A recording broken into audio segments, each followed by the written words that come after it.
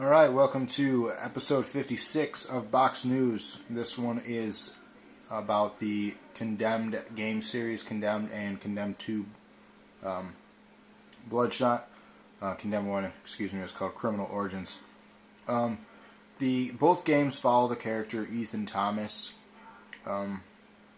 Basically, he's a police officer, private eye investigator, I guess you would say, or crime scene investigator. And basically, you get in the first game, you get all these cool devices to try to track down and find criminals, and you use fingerprints, you use DNA, and all kinds of different things. And at first, it's just like a normal robbery, but as the game goes on, you find out some of these criminals have darker secrets and darker things about them, and you get darker and darker into these possessed criminals in the first one, and things just get extremely crazy. Following the first game, Ethan basically descends into alcoholism and homelessness following the events for the first one, just because it was so twisted. The alcoholism has messed with him, and also has had him starting to see some of the creatures, if you would call them that, or criminals, from the first game.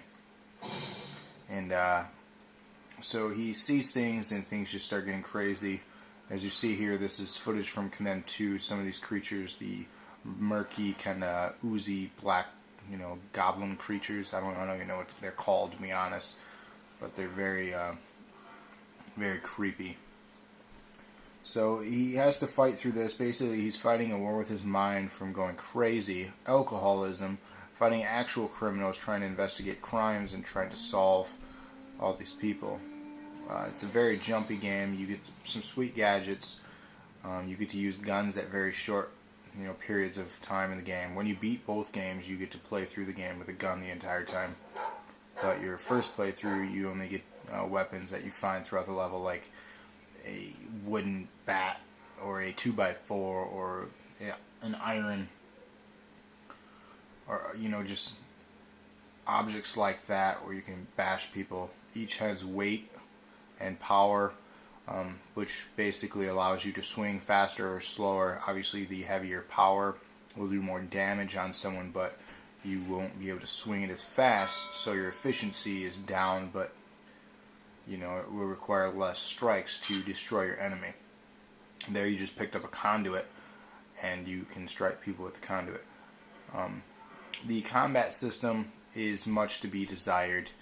It's a very difficult combat system because it requires both triggers to block an attack and deflect an attack. You don't really have a block, and you have to time it. You can't just hold up your arms and block an attack. You have to time it while they're swinging at you or doing whatever, and it deflects their attack, but it's off. It's very clunky. Like, where you would think you would block the attack, it doesn't really work quite as well as you think it would. So I'd say that's a major flaw in the game. And like I said, the weapons and the lack of guns. I know it's not a shooter, but it's, I just felt they could have done a better job with the weaponry. You don't really have an inventory. You just find clues to go to the next area. It's kind of a puzzle solving thing too. It's like if CSI, the show, would meet Silent Hill, I guess. If those two would meet, that's what Condemned is. So like you see there, you have to throw an object, gets a ladder, and then you try to find your way through the level. Both games are roughly 8 to 10 hours long. Condemned 2 actually features online, which not many people played. I played it online for a while, but it was hard to matchmake, and I wasn't very good. There was a couple game modes in it which were kind of fun. Like basically, Team Deathmatch was one. Try to destroy so much objects in someone else's area was another, and survive. It's just because of the combat system. It was very clunky, and you didn't get to use guns online because that would be too easy. So it was very clunky. Story-wise, it's a decent story. The psychosis, the area, which they called it. It's just, caused the riots and whatnot. And you eventually take down serial killer X. He's the one that you are investigating in the game, or the second game. And basically that's just what you go through in this game. You have a partner, basically, Rosa. She helps you throughout it. And, I mean, things happen to both of you, but she's the one that kind of keeps you, on a straight and narrow, keeps you balanced. Because you, like I said in the beginning game, you are a heavy alcoholic. And so you make your way through those events, and they set it up to potentially be a third one. I hope so, because they are a fun game. It has a good story, but I hope they improve on the combat system, and it could be, an excellent game. But controls, like I said, I hope they improve on. They're below average. Combat system, is below average. I feel it could be a lot better. As you can see there, it just prompted me to hold left and right triggers at the same time to block that attack.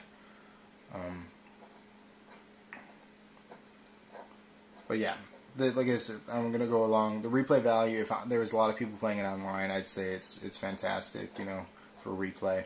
As for the story, it's a fun Fright Night feature. There's a bunch of achievements, unlockables, hidden things, crows, what have you. So there's things like that. But it's one of those things you're not going to play a lot of. So just because the controls, but it's worth a playthrough. It's a fun game. Pick it up for the story. This goes along the theme of the scary Halloween games. So if you want something to scare your pants off or whatever, check this game out. This was, like I said, a review for both games. Obviously play them both in order. Don't jump into 2. Play number 1 if you want to play number 2, and then go from there.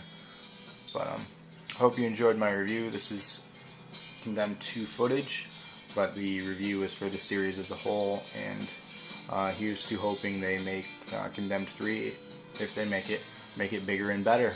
And hope you enjoyed my review. Stay tuned for more box news.